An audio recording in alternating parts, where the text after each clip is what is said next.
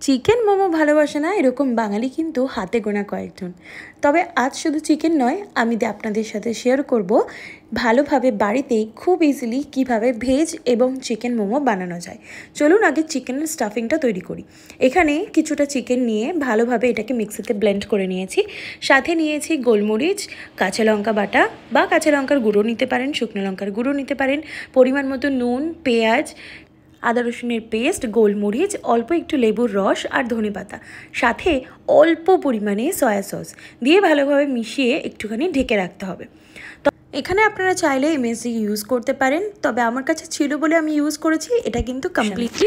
এবার চলুন বানিয়ে নিই ভেজের প্রিপারেশনটা। ভেজি মোমোটা আমি আজকে বানাচ্ছি কিন্তু একেবারে ইজিভাবে, শুধুমাত্র চিজ এবং কর্ন দিয়ে। তো এখানে আমার কাছে অলরেডি একটু কর্ন ফ্রোজেন করা ছিল, আপনারা কিন্তু চাইলে ফ্রোজেন কর্নটা যে কোনো দোকানেই পাওয়া যেতে পারে। এখানে অল্প একটু তেল নিয়ে তাতে ভালো করে কর্নটাকে ডিফ্রোস্ট করে তার ভেতরে একে একে পেরি পেরি মশলা এবং তার সাথে একটু গোলমরিচের গুঁড়ো দিয়ে ভালোভাবে নামিয়ে নিয়েছিলাম। তারপর এর ভেতরে দিয়ে দিয়েছিলাম একে একে চিজ।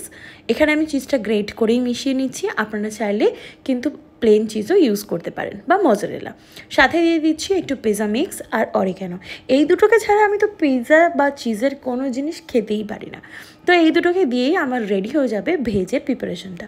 তো চলো এবার কিন্তু মোমোর আউটার লেয়ারটা বানিয়ে নেওয়া যাক। এখানে আমি একটা বড় করে লেয়ারের রুটি বানিয়ে সেটাকে একটা পারফেক্টভাবে শেপ করে কেটে নিয়েছিলাম বাটি দিয়ে, যাতে প্রত্যেকটা মোমোর সাইজ কিন্তু সেম হয়। তোমরাও এটা ট্রাই করতে পারো। তার জন্য তোমাদেরকে এরকমভাবে বড় করে বেলে বাটিটা বসিয়ে ভালোভাবে কেটে নিতে হবে। ব্যাস, নিলেই রেডি। এবার চলো তোমাদেরকে দেখিয়ে দিই যে কীভাবে তোমরা ভাবে একদম দোকানের মতন মোমো বানানো যায়, তাও কিন্তু কোনো রকম মেশিন ছাড়া। তো এই হয়ে গেছে আমাদের মোমোর লেচিগুলো রেডি।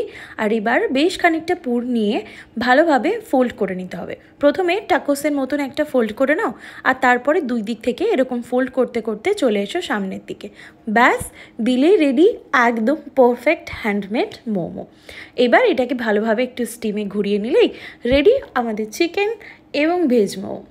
আর তবে মোমো রেডি হয়ে গেলেও মোমোর সসটা কিন্তু এখনও রেডি হয়নি। চলো সেটাও তাড়াতাড়ি বানিয়ে নেওয়া যাক। মোমোর সস বানানোর জন্য আমি একটা দারুণ আইডিয়া বার করেছি।